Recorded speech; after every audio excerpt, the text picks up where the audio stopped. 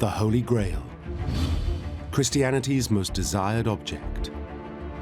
The Holy Grail is said to have been the cup used by Jesus at the Last Supper. Its power is said to be limitless. We have something that could have devastating power. But no one knows where it is or what it looks like. It's explained as being the cup of the Last Supper, the bowl that was used at the crucifixion, a dish with powers, and a heavenly stone. Throughout history, many claim to have found the Grail, but they've all been proved to be fakes. If you examine them scientifically, none of them are Grails. But one man believes he has managed the impossible and found the Grail. Once you start searching for it, your life starts to be transformed. He believes the secret of its identity rests with a mysterious order of knights. One way or another, this group wanted to pass the message to the wider public. And his discovery changed his life. It's a highly personal search. It's a lifelong quest. When things start happening in your life as a result of divine intervention, you change from belief in God to certainty in God's existence.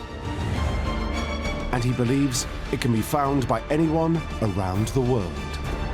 But only if what he has found truly is the Holy Grail.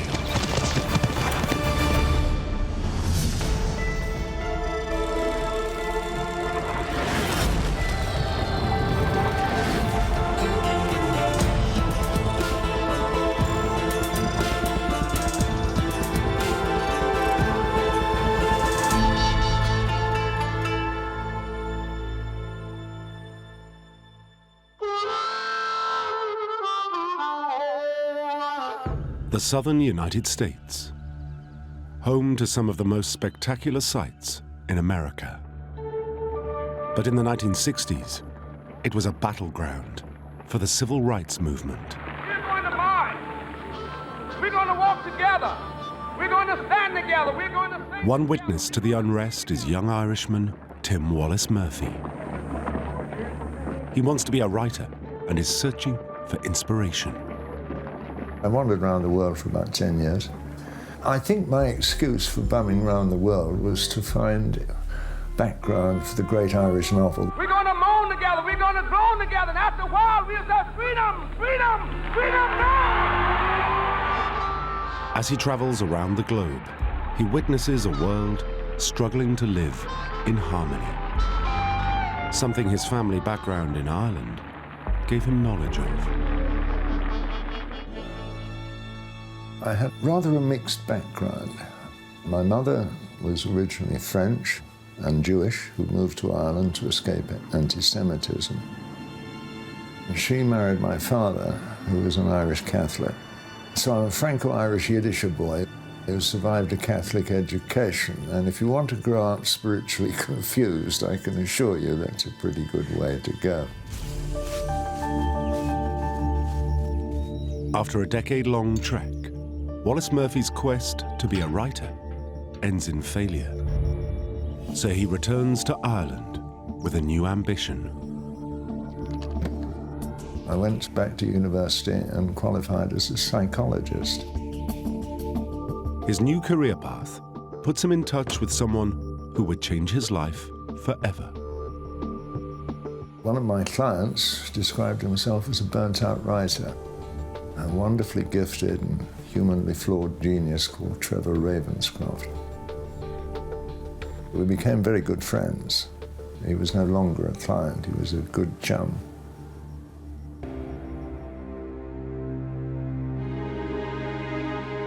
Ravenscroft tells Wallace-Murphy all about a book he has written. He'd written a book which became a sort of cult classic. It was called The Cup of Destiny.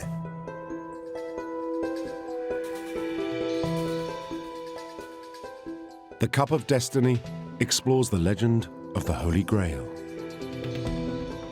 As Wallace-Murphy reads it, he is fascinated by the secrets this relic might hold, but he's hungry for more. What exactly was the Grail, and where is it today?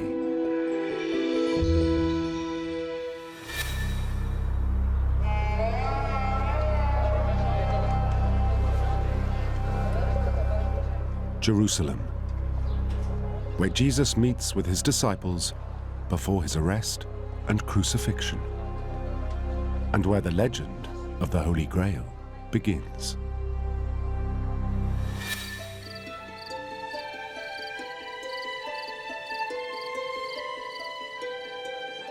Before his crucifixion, Christ gathers his disciples together. On the night before the crucifixion, where Jesus breaks bread and shares it with the disciples, and then where he pours wine into the cup, and it's that cup which is the Grail. For most people today, the Holy Grail is the cup or chalice that was used at the Last Supper by Christ. This would be one of those vessels which was filled with wine and then passed from hand to hand and shared with the disciples.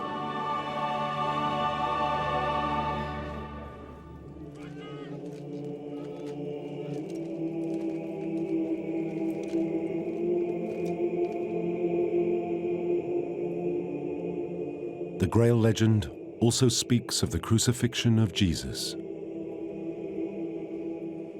It mentions Joseph of Arimathea, a friend of the family. Joseph of Arimathea acquires the cup from the Last Supper and then takes it and is physically present at the crucifixion and uses it to collect Christ's blood. Legend says that the Grail's close connection to Christ imbues the Holy Grail with special powers. Once it had held the blood of Jesus, it then becomes a source of healing and blessing and goodness. This relic is reputedly to have miraculous powers. It can be curative. It can be transformative. It can virtually give you the gift of almost eternal life.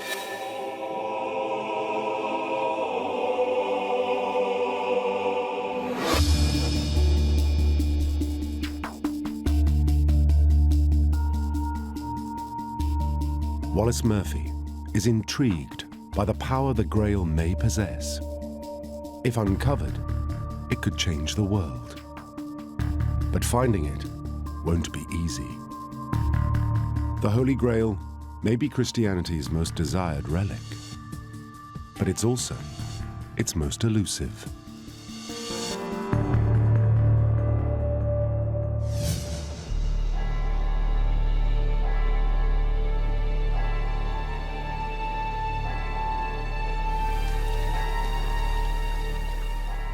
Valencia, Spain.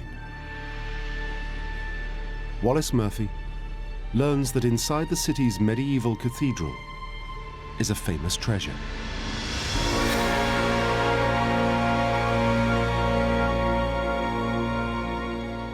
A chalice, a cup studded with jewels. Many claim that this cup is the Holy Grail, the authentic cup used by Jesus at the Last Supper.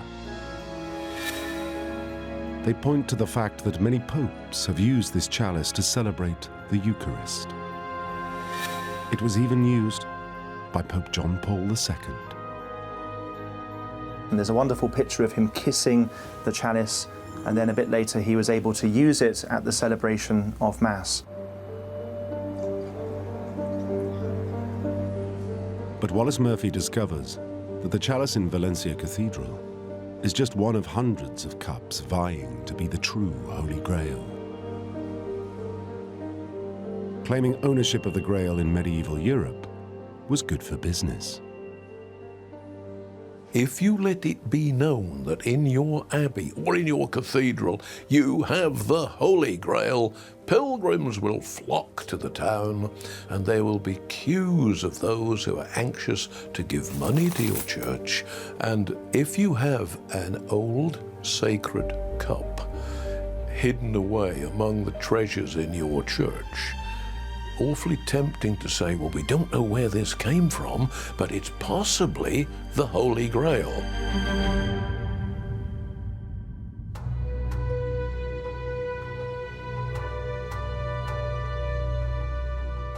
Wallace-Murphy also realizes that the cups that are reported to be the Holy Grail have one major flaw: their appearance.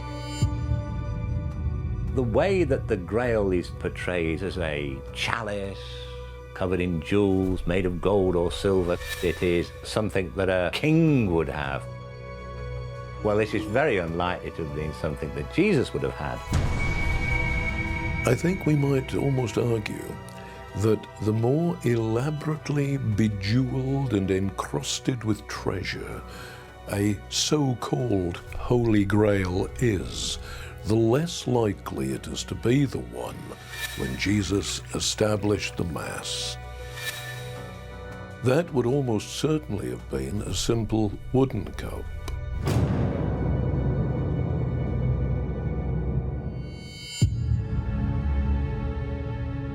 Some experts even doubt if the cup at the Last Supper was regarded as special at the time. You really have to kind of go back to what happened at the Last Supper. And there is this rather hopeful notion that somehow they all understood what Christianity was going to become 2,000 years down the line, which actually, if you read the Bible text, they didn't. They were very confused about what was going on and very despairing about what was going on. The thought that one of them thinks, this is a sacred object, we must hold on to it. I don't mean to be irreligious, but it's just not really all that credible.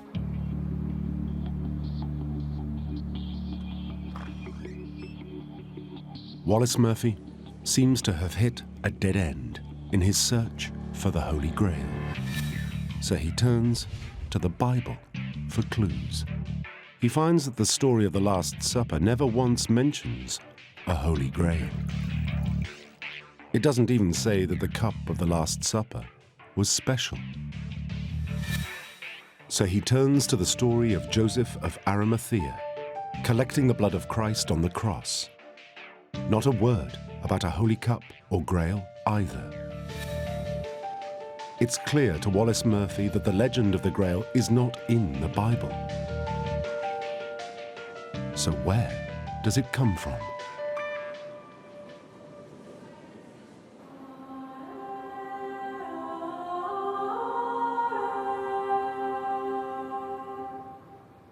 (13th-century France).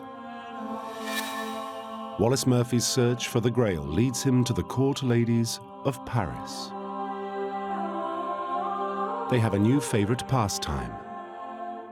It's not dancing, but reading.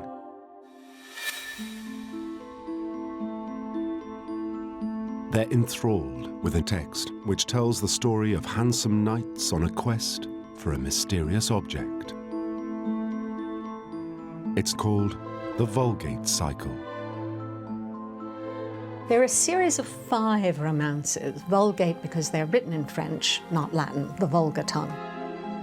The Vulgate Cycle, it's all about knighthood, but it's also about moving towards a different world. Wallace-Murphy realizes it is this text which links the cup at the Last Supper and Joseph of Arimathea with the Holy Grail. But Wallace-Murphy notes that this wasn't the first Grail story, and the earlier poems didn't depict the Grail as a cup.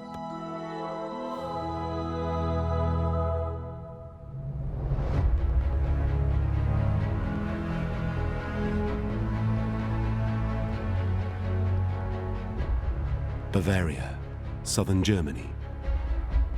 Wallace-Murphy discovers that this was the source of another version of the Grail poem, Parzival. There's a German version under Wolfram of Eschenbach, who's a German knight and also a poet. Parzival was written about a few decades prior to the Vulgate cycle. Wallace-Murphy notes that while the stories of knights searching for the Grail are similar, there are some significant differences.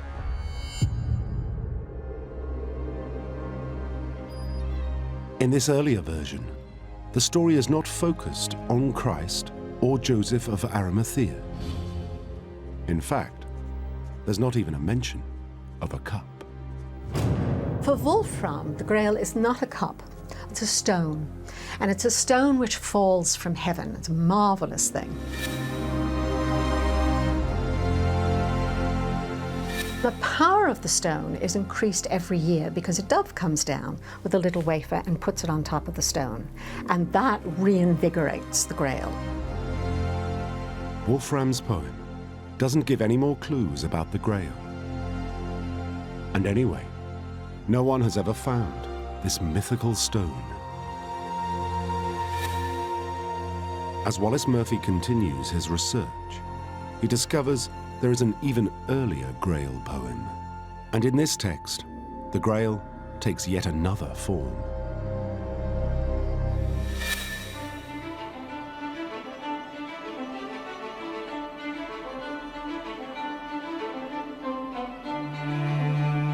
The Champagne region in northern France. Today it's known for its sparkling wine, but in the Middle Ages, it was famous for being the birthplace of Chrétien de Troyes.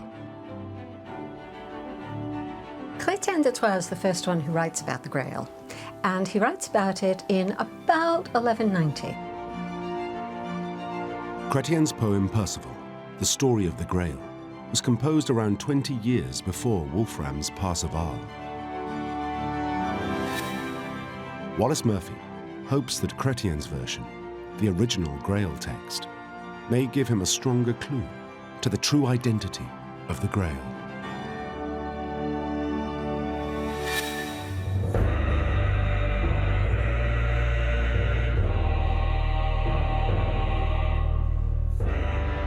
In Chrétien's poem, Percival sets off on a journey to become a knight.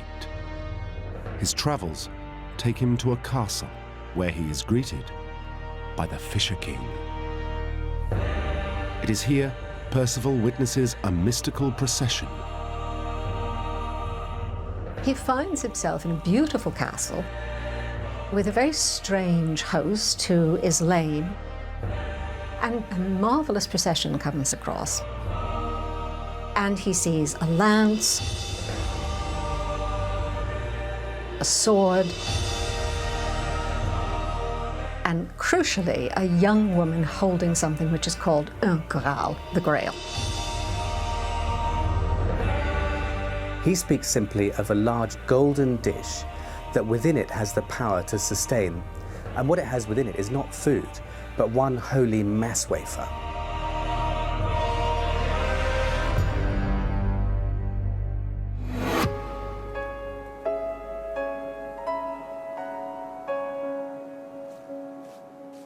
After his whistle-stop tour of Grail legends, Wallace-Murphy is more lost than when he started. The Grail could be any of the objects depicted in the poems. Would he ever find the Grail?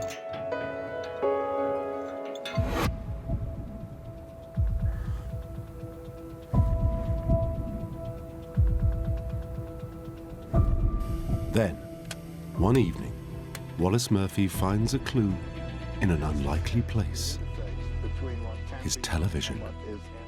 When I saw that wonderful man, Professor Joseph Campbell, being interviewed by Bill Moyers for a superb television series called The Power of Myth. It is a mystery transcendent of all human research, the source of life. What is it? The documentary marks a watershed in Wallace-Murphy's search.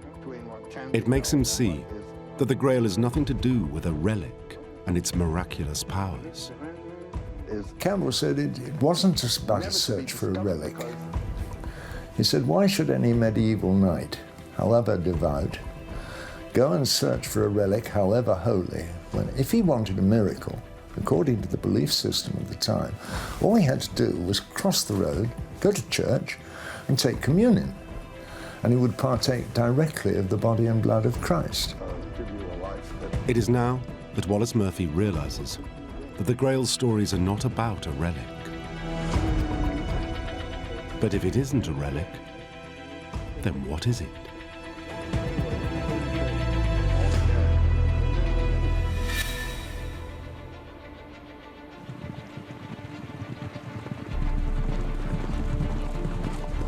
Wallace-Murphy goes back to the original Grail myths. He's looking for a kernel of truth, a clue to some tangible history that will reveal the secret of the Grail. Looking through the second oldest Grail story, Parzival, he discovers that its author wasn't just a talented poet. Wolfram von Eschenbach was also a knight. And not just any knight. There are hints that he was a member of the legendary order of medieval knights, the Templars.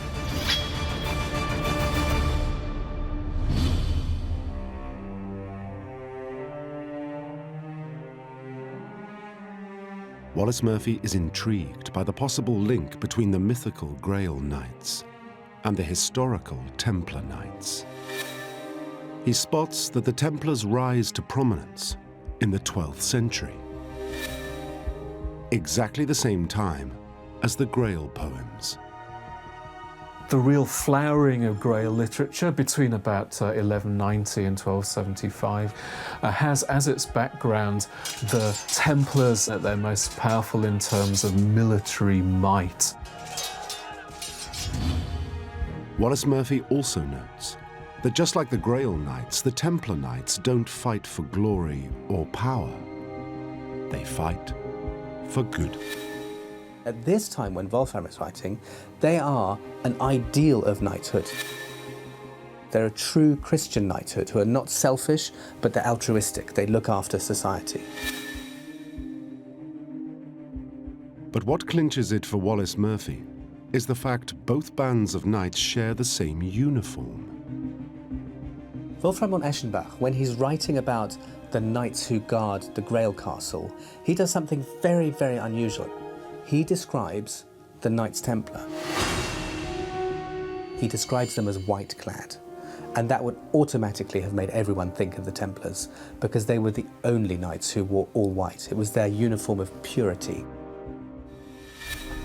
All these links persuade Wallace-Murphy that the story of the Grail Knights are in some way based on the exploits of the Templar Knights.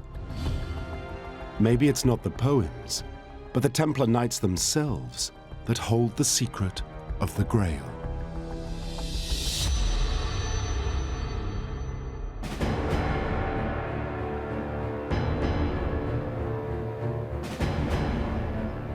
Jerusalem, the 12th century, the aftermath of the First Crusade.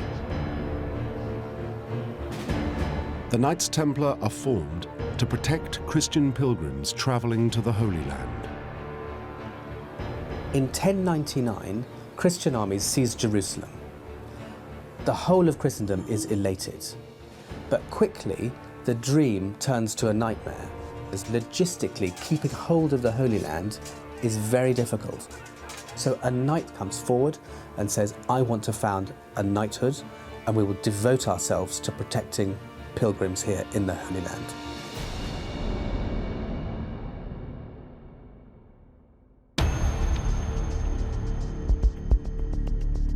For Wallace-Murphy, the presence of the Knights Templar in Jerusalem is potentially very significant. This is the first time in 500 years that Christians are in control of the land where Jesus was crucified. If any secrets or treasures from the time of Christ were hidden, then they may still be in Jerusalem. And if they are, the Templars are better placed than anyone to find them.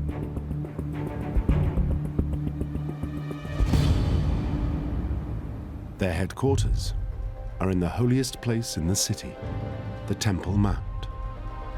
Today the site is dominated by the dome of the rock. But in ancient times, it was the site of the Temple of Solomon.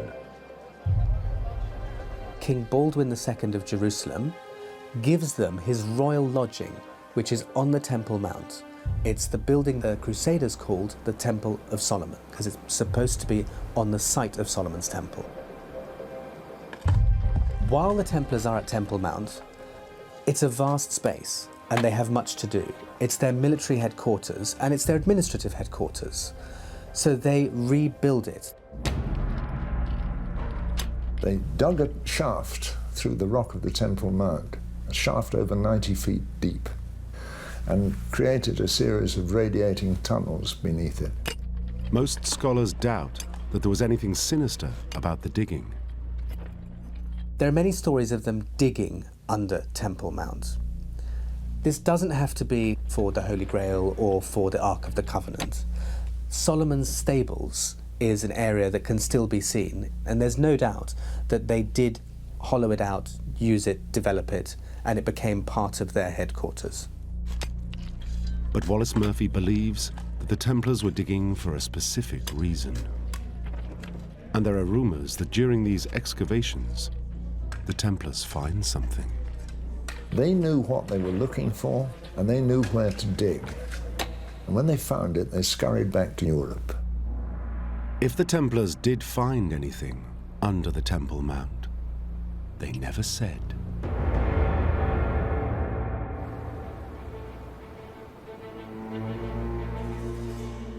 La Rochelle, a seaport in France. During the 12th century, it was a port used by the Templars returning from their overseas expeditions. Wallace-Murphy doesn't know for certain what the Templars brought back to Europe, but he suspects it must have been something valuable. For in no time at all, the Templars become one of the richest orders in Europe. They benefited from ordinary people giving them money. Over the course of 200 years, something happens. They become very powerful. They amass huge wealth. They became, very rapidly indeed, what we would call a multinational conglomerate.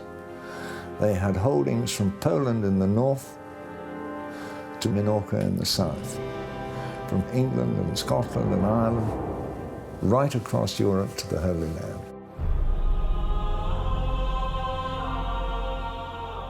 And it's not just wealth. The Templars received the blessing of the Pope. He gave them privileges that nobody else had. It made regular monks and friars and priests and bishops very angry, and there was a huge amount of jealousy. With the blessing of the Pope and their many riches, the Templars become far and away the most powerful order of knights in Europe. Wallace-Murphy is intrigued. Had they found the Grail?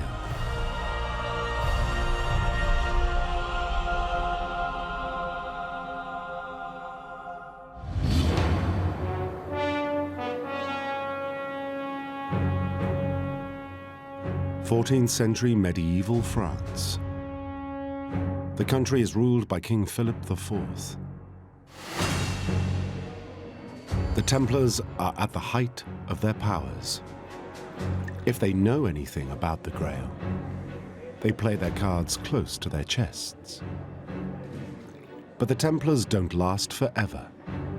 After 200 years as the darlings of Europe, public opinion begins to shift. There are increasing reports and tales of abuses by the Templars and of hostility by the ordinary populace. The Templars do get a little big for their boots, and by the time the Crusades are coming to an end, the Templars, with their visions of knights and castles and battling in faraway lands, is something that Europe is a little tired of by the end.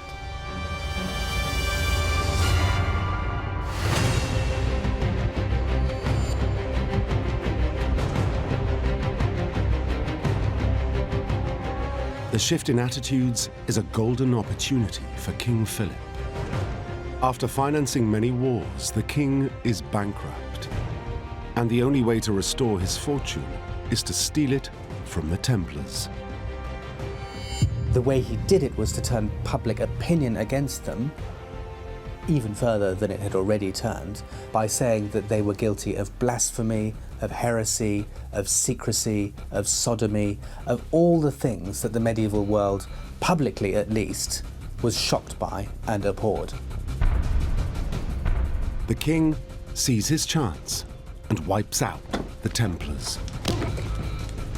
Philip issued secret orders to all his local royal representatives around France to burst into Templar commanderies all over France early in the morning of Friday the 13th of October 1307.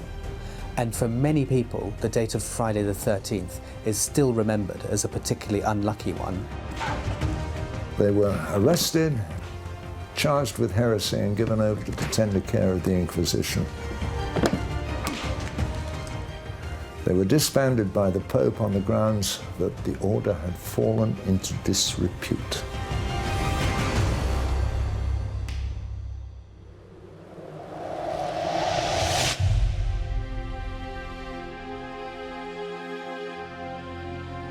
Wallace-Murphy examines whether anything is found in the possessions of the Templars that might shed light on the Grail. When Templar properties across France were raided, no Grail was ever found in their possession.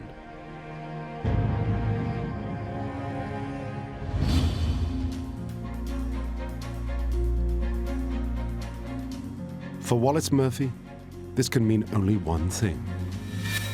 The legendary quest for the Grail has nothing to do with any material object. The Grail, if it is real, must be a more intangible treasure. Maybe it is an idea. When we think of an idea as being a thing with substance, it can be far more powerful and far more potent than any physical object. If the Grail is actually an idea, then we have something that could have real power. Wallace-Murphy wonders if the heresy for which the Templars were put on trial might itself be the Grail.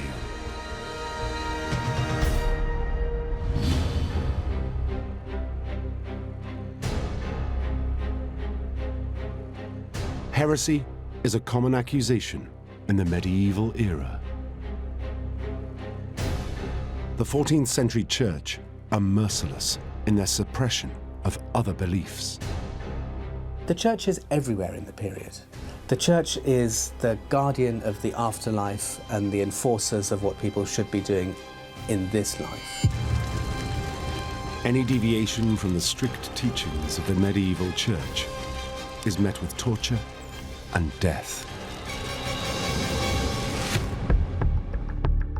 And the church pushed the Templars hard to confess their heresy. The church is a very bureaucratic organization, and the trial documentation is massive. There are on record first-hand accounts given by the knights of what they saw in the Templar order. Most of them saw nothing unusual, but there are a handful who do give evidence that is unsettling. One accusation is that they held a shocking initiation ceremony that went directly against the rituals of the church. It's beyond doubt that there was an element in their reception ceremony when they welcomed a new knight in and initiated him that required the knight to deny Christ and to spit on a crucifix.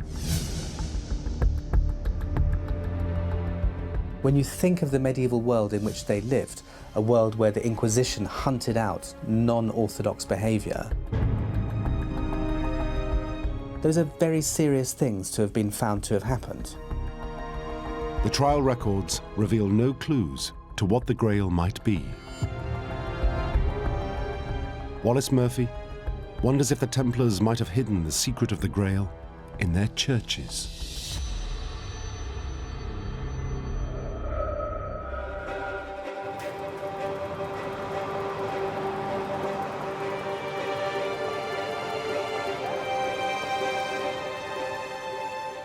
The Temple Church in London, England. Outside, a column topped by a knight on his horse. Inside, the tombs of famous Templar knights. Although the order of Knights Templar came to an abrupt end in the 14th century, their legacy survived in numerous churches across Europe. Wallace-Murphy explores these churches for any secret signs of the Templar heresy.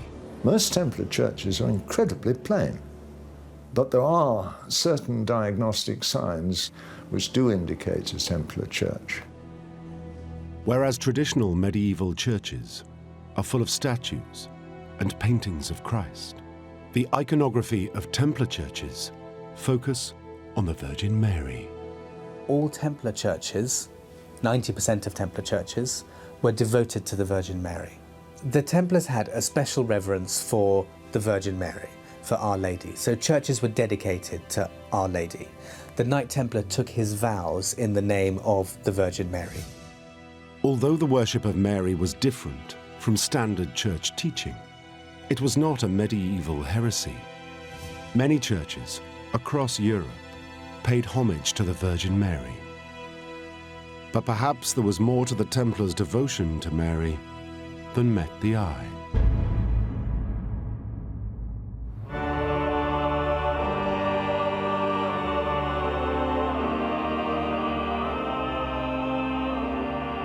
The 13th century cathedral of Chartres in France. 60 miles southwest of Paris, its Gothic architecture has made it a World Heritage Site. It's been a magnet for pilgrims down the ages.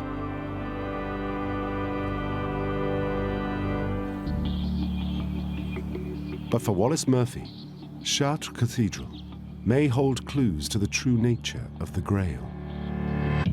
Small details in the architecture make him suspect that Chartres was inspired by Templar influences.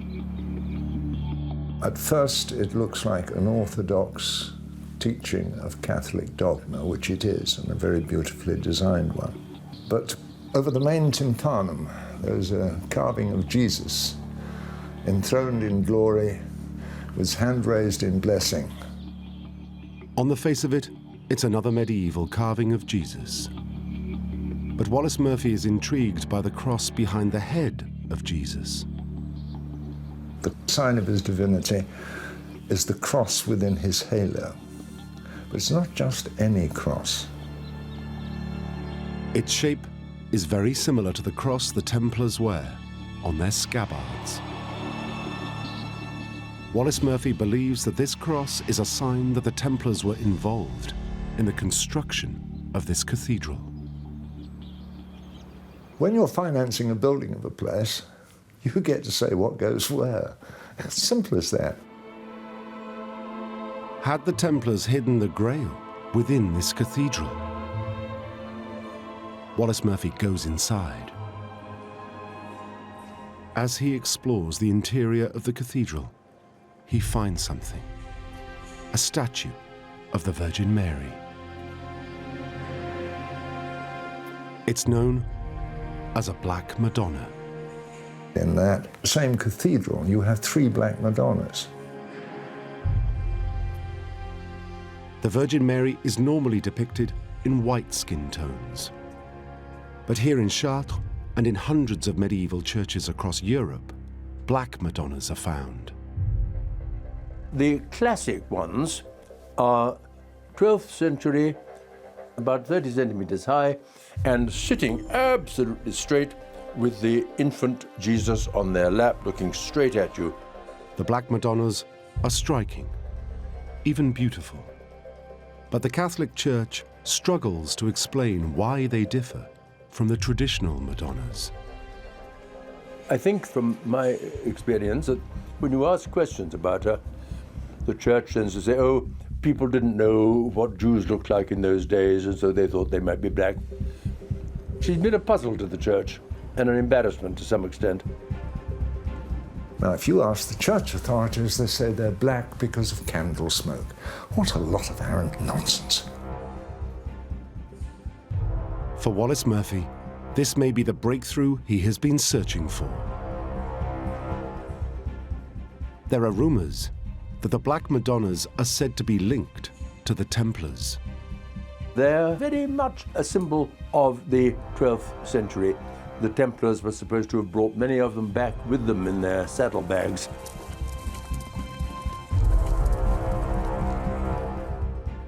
Wallace-Murphy wonders if the Black Madonnas are somehow linked to the Grail. Is the Grail perhaps connected to women? Some believe that in the Parseval version of the Grail legend, the quest is motivated by none other than a damsel. It seems in Wolfram's Parseval that they responded to a call, and it was usually a call to go and rescue some woman. So it's very connected with the feminine principle. But if the Grail was about the feminine principle, then what was it about it that was so cherished by the Templars and so feared by the Church? Wallace-Murphy looks for clues in the symbolism of the skin tones of the Black Madonnas. In the West, the color black has a negative meaning.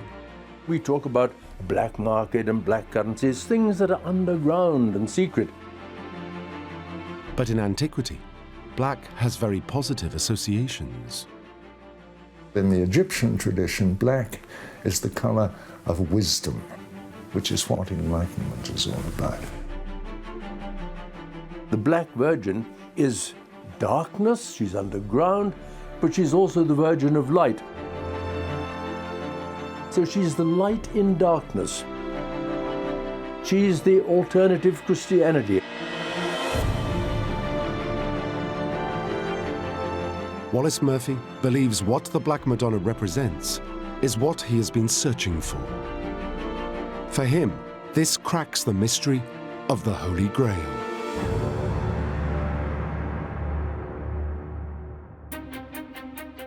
Wallace-Murphy believes that the Templars supposed there was more wisdom in the Virgin Mary than in Jesus Christ.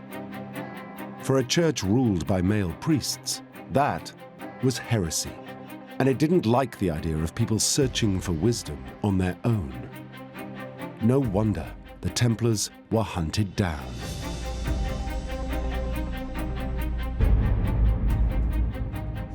One way or another, this group wanted to pass the simple message of spiritual enlightenment to the wider public. Wallace-Murphy believes that the Templars knew spiritual wisdom was a dangerous idea, so they hid it in the symbolism of their churches, but also inside poems, so that their beliefs could survive and teach future generations. Chrétien Latour was trying to encode in his story part of their belief system. I think the invention of the Grail sagas was the masterstroke which helped preserve Templar teaching. But if the Grail was wisdom, what exactly was the wisdom the Templars worshipped?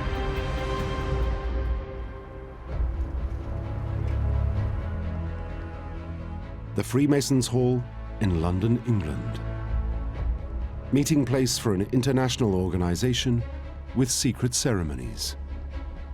Wallace-Murphy believes the Freemasons may have a link to the Templars. As he researches both orders, Wallace-Murphy finds many similarities. Both contain secret initiation ceremonies. The Templar founder married into a family credited as leaders of Scottish Freemasonry. And one of the highest ranks in Freemasonry is the Knight Templar.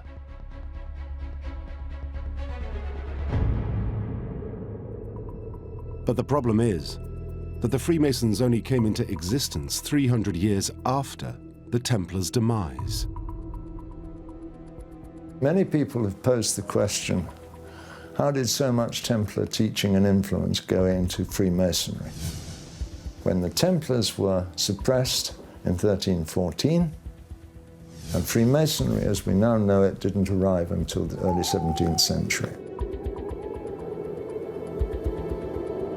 And the answer is the families who founded the Templars got the message and kept their heads down for the best part of 3 centuries.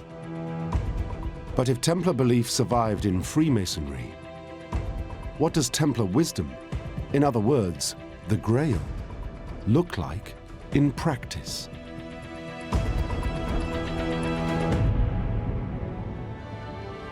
From its beginning, Freemasonry has been founded on 2 principles: brotherhood and charity. Everything about their symbols and rituals was designed to foster those basic ideals. And has been preaching its method of inducing good men to become better by myth, allegory, and ritual ever since.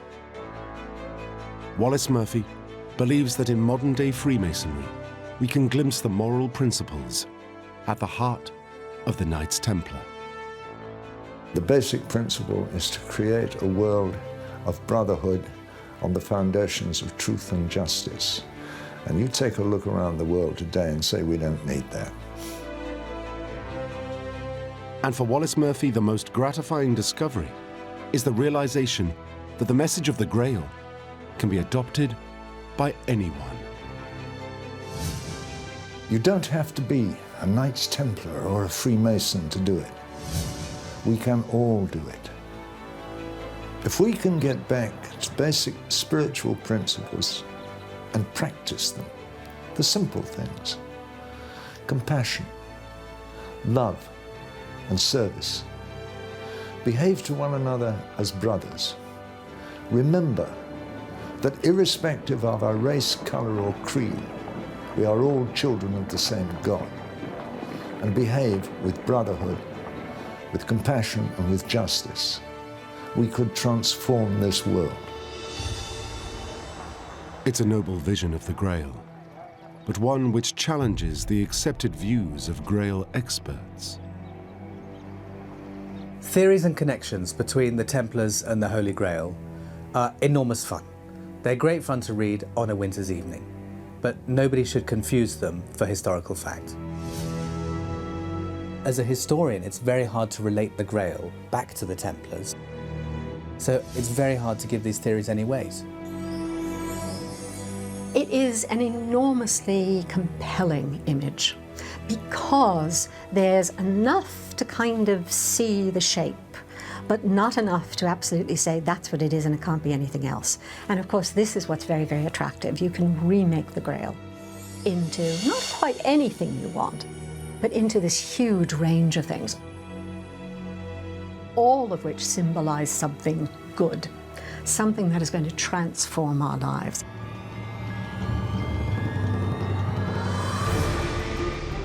But for Wallace-Murphy, the fact that his search for the Grail transformed his own life is itself proof that the quest for the Grail is real. Transformative change doesn't have to be massive and dramatic. In my case, it's been continual and marginal, but enough to make an enormous difference. I go to bed at night with a smile on my face and a clear conscience. I woke up this morning thinking, whoopee, another day, what's in it for me? How can I serve? And from that flows inner peace and the courage and the commitment to keep going. That's available to anybody from any culture at any time who seeks it. That is the essence of the Grail quest.